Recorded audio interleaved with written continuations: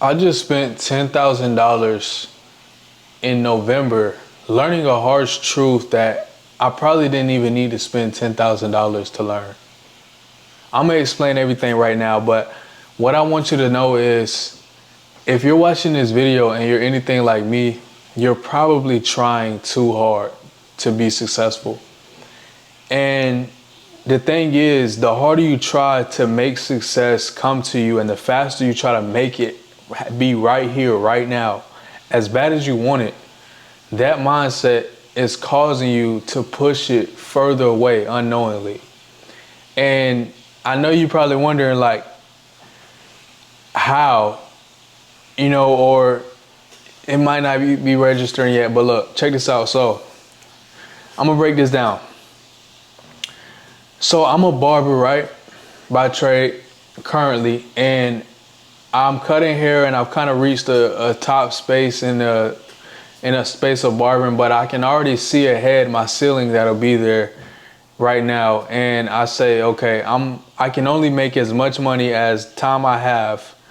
I really don't even want to go to $100 as a barber. I'm at $75 right now. I feel like $100 is just going too far in for what I want to do.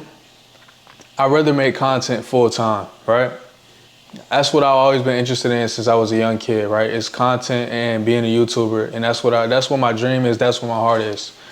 So in my efforts right now to make that transition from a full-time barber, to a full-time content creator, I said to myself, I'm thinking, I grew my YouTube channel in the past on SMMA to 12,000 subscribers in, let's say, about 4 months of posting. And when I do this self-improvement channel, I want to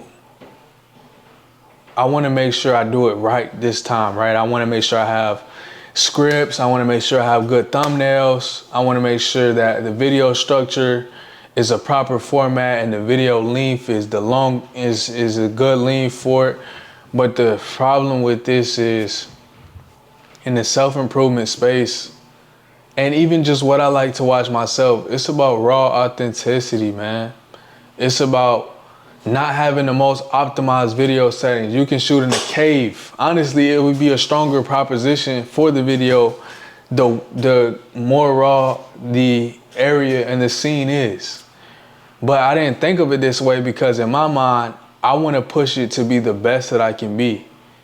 But being the best you can be doesn't always look like visual perfection. And see, I bought this equipment, right? I got this microphone set up. I was gonna get these lights and all these things, but this would not have made the video better. When I started scripting, it made the video worse. To me, to what I know I want to see and what I expect out of myself. And it takes the realness away.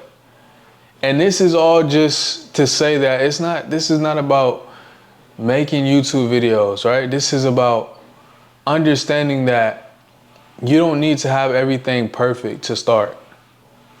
And so from here on out, and you can go watch my past 3 videos. My past 3 videos are me spending hours making sure I got scripts, running it through AI multiple times to make sure that I get a rating that's in line with who I want to be speaking to. And it's like an 8 out of 10 accuracy rating to my ideal avatar and all this stuff that we've come to rely on. And this is why it's easier now than ever to be more successful, like to make millions or even make $10,000 a month, 100,000. But it's also harder to be successful because we have all these distractions. So we have all these tools, but we have all these distractions begging for our attention. And the challenge is learning how to navigate through all this noise. And in this day and age, man, there's so much stuff out there, but the real will always prevail. The real, raw, authentic people, the ones that speak true off the top of what they know and what they believe. And this is why, this is why you don't need to have everything perfect. This is why people resonate with creators like on TikTok, where it's just off the cuff, it's just real, it's just raw, it's just what it is, right? And of course you see numbers and everything, Mr. Beast numbers, but this is a whole different type of audience, man. Do you want to, I feel like I'm going a little bit different ways than what I want this video to be, so let's reel it back in. So the way that you can apply this to your life is stop wanting to have everything perfect, man. Stop waiting for the perfect moment, the perfect situation before you take action or for you to feel like it's going well. As long as you're making progress and you're pushing forward in the step that you know you need to go into, then you're doing what you're supposed to be doing, man. You're getting there, right? This idea that everything is supposed to be perfect, look at us, man. Even God has his perfect will, but it's spun out of what looks like to our eyes is out of control when he created it. And then Lucifer, the angel of light, caught a glimpse of his beauty, and he said that he was going to be more powerful than God himself. And he took a third of the angels from heaven, and they were cast out of heaven. God kicked them out of heaven and sent them down to the earth, and they started corrupting God's creation here on earth. And God is all knowing. He's all sovereign. He has all the power. He has a perfect will, but it spun out of control. It got chaotic, right? He didn't create everything and it was just perfect. He allowed us to fall to then show us grace. So then I would tell you right there, if you're modeling your life the right way that you're supposed to, which is the way God intended for it to be, you need to understand that it's not in our best interest to make sure that everything is perfect. We ourselves aren't perfect. We're born into imperfect lives, imperfect situations. We have imperfect natures and abilities. And this is just what it is. So the sooner that we learn to accept who we are, and it's not to say that you shouldn't try to be the best that you can be. You should always try to be the best that you can be. But understand that perfection is not the goal. Fulfilling your potential is the goal. So let's say in the terms of physique, right, and working out, it's not that you're trying to chase a perfect physique. You should make it your mission to chase your potential. Fulfill your potential. Get to the max ability that you know that you're capable of until when you come to the